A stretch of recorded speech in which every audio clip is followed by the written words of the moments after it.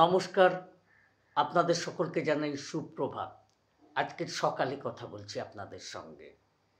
আমার কথা বলা যেটা চলছে, গত পর্বে আমি এসআইআর এর আতঙ্কের কথা বলেছি। এই আতঙ্ক কোথা থেকে সৃষ্টি হচ্ছে?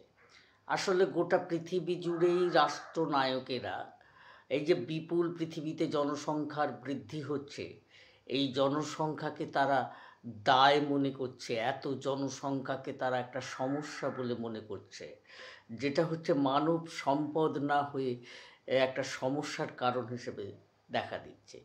যদি মানব সম্পদ হতো তাহলে সেই সম্পদকে ধরে রাখার জন্য, সম্পদকে নিজের কাছে রাখার জন্য, সম্পদকে ব্যবহার করার জন্য তারা মনোনিবেশ করতেন। তা তারা করেননি বলেই এই ব্যাপক জনসংখ্যাকে কখনো হিন্দু বলে, কখনো মুসলমান বলে, কখনো খ্রিস্টান বলে এ দেশ থেকে ও দেশে তাড়িয়ে দেবার একটা চক্রান্ত চলছে। ভোটার তালিকা থেকে নাম বাদ দেওয়ার মানে কি? নাগরিকত্ব থেকে বাদ দেওয়া, এবং এই নাগরিকত্ব থেকে বাদ দিয়ে তাদেরকে অন্য দেশে পাঠিয়ে দেবার একটা ব্যবস্থা করার। এর মধ্য দিয়ে সত্যি সত্যিই তো যারা ভারতবর্ষের প্রকৃত নাগরিক তারাও তো ভয় পেয়ে যাচ্ছে যে কোন এতে বাবা 2002 সালে যদি আমার নাম না থেকে থাকে, আমার বাপ ঠাকুর দাদার নাম যদি না থেকে থাকে, তাহলে আমি কি বাতিল তালিকাভুক্ত? এতদিন ভারতবর্ষে থেকে ভারতবর্ষের নাগরিকত্ব কি আমার চলে যাচ্ছে? এই ভয় তো থাকছে।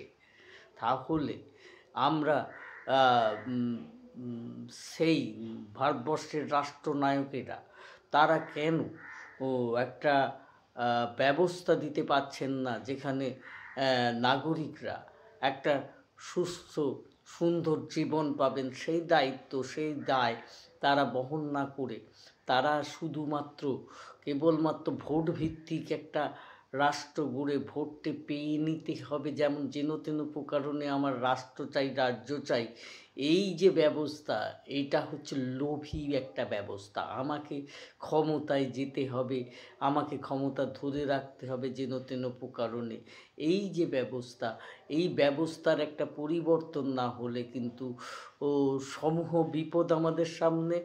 আজকে আমরা রাষ্ট্রনেতা নির্বাচন না করে রাষ্ট্রনেতারা আমাদের নির্বাচন করতে এসেছেন, যে আসলে তোমরাই বাবু আমাকে নির্বাচন করার ক্ষমতা তোমার থাকে কি না সেটাই দেখো। এই যে ব্যাপারটা, জনগণকে হুমকি দিয়ে ধমকি দিয়ে রাখার একটা ব্যবস্থা, এই ব্যবস্থার পরিবর্তন দরকার বলে আমি মনে করছি।